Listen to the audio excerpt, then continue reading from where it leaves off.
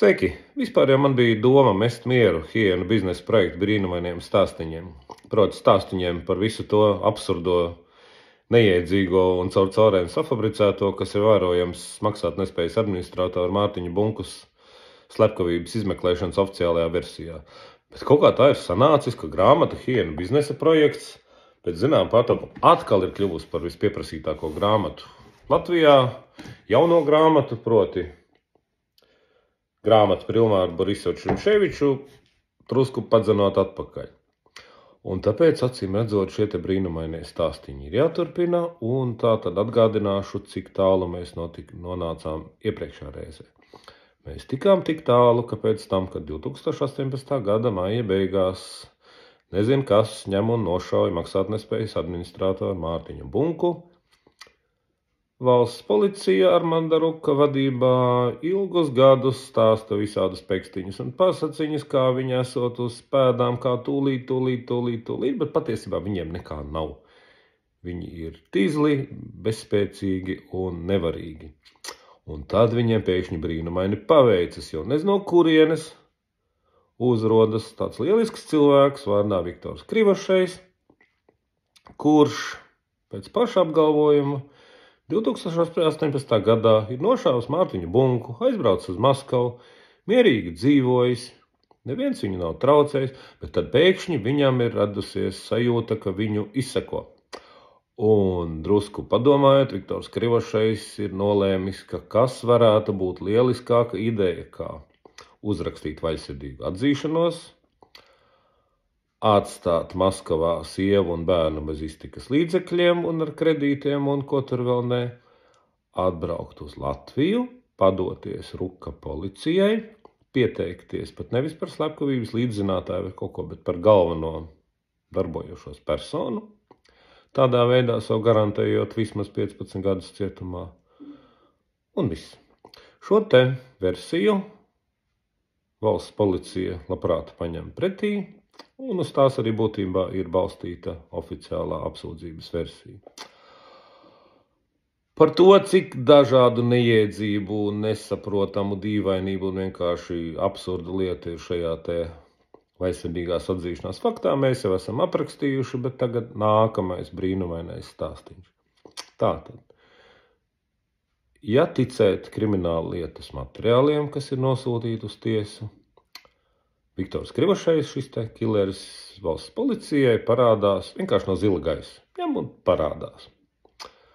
Parādās un padodās 2022. gada 6. aprīlī, sēžot pie viesnīcas Baltvilla Baltezerā, ne tikai ar atzīšanās rakstu kabatā, bet vēl drošības pēc arī ar šo pašu atzīšanos ierakstītu telefonā video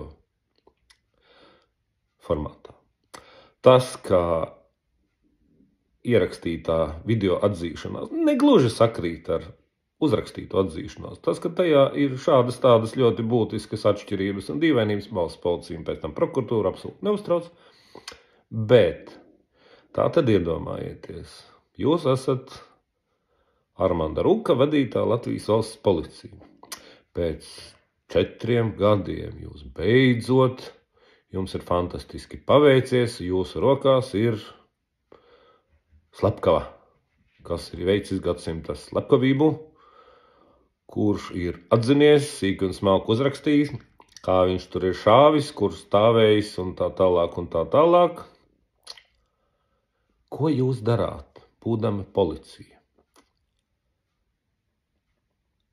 Droši vien, ka loģiska, no jebkura veselā saprāta, no jebkura arī likuma viedokļa droši vien būtu, ka ja jūs notverat slepkavu un esat pārliecināti, ka tas ir īstais slepkava, jūs viņu droši vien aizturat. Jūs droši vien viņu vispirms aizturat, tad vedat pie izmeklēšanas tiesneša un sakām, tiesnesi tā un tā, paskat, reku mums ir gadsimta slepkavība, reku mums ir pieteicies slepkava, kurš vispār ir arī Krievijas pilsonis, mums vajadzētu droši vien viņu kaut kā apcietināt, lai viņš no mums atkal neaizmūk. Jo maz kas tām slepkavām ir aiz ādas. Tas būtu tā kā tikai loģiski, vai ne? Bet tas, protams, nav tas, ko dara Armanda Ruka vadītā Latvijas valsts policija, koruptā Juras Tukāna vadītās Latvijas prokuratūras uzraudzībā. Kā ļoti pārliecinoši un uzskatām rāda Bunkas slepkavības krimināllietas materiāli, pēc killera Viktora Krivošai padošanās policija nedara neko no iepriekš uzskaitītā. Neko. Nekāda oficiāla aizturēšana nenotiek, nekāda došanās uz tiesu pēc apcietināšanas lēmuma nenotiek. Cilvēks, kurš ir paziņojis, ka viņš ir augstasinīgi pēc pasūtījuma nogalinājis maksātnespējas administratoru Mārtiņu Bunku, formāli paliek uz brīvām kājām vēl vairāk nekā pusotru mēnesi. Vēlreiz atkārtoju, lai visi saprastu šīs situācijas absolūto neloģiskumu, pretlikumīgumu un absurdumu. Acīm redzami ar Juras Tukāna prokuratūras svētību. Cilvēks, kas ir atzinies slepkavībā un kurš tagad uz tiesu tiek bīdīts tiek apsūdzēts kā slepkava, netiek ne aizturēts, ne apcietināts. Killeris netiek ne aizturēts, ne apcietināts. Kāpēc tas tā notiek?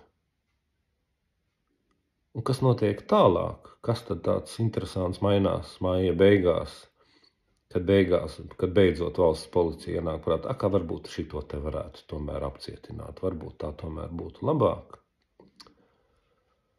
Un arī par to, kā vēl pēc laika izmeklēšanas tiesnese acīm redzami ar prokuratūras un policijas svētību un viņu visticamākais saskaņotā uzdevumā pēkšņi šo te killeru atkal no apcietinājuma atbrīvo.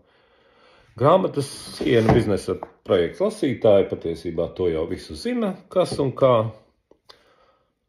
Tie, kam pārāk daudz burtu un ciparu nepatīk, gaidiet nākamo Hiena biznesa projekta brīnumaino stāstiņu sēriju, kurā būs runa par vēl vienu pilnīgi pasakainu, neiespējamu, neiedomājumu lietu.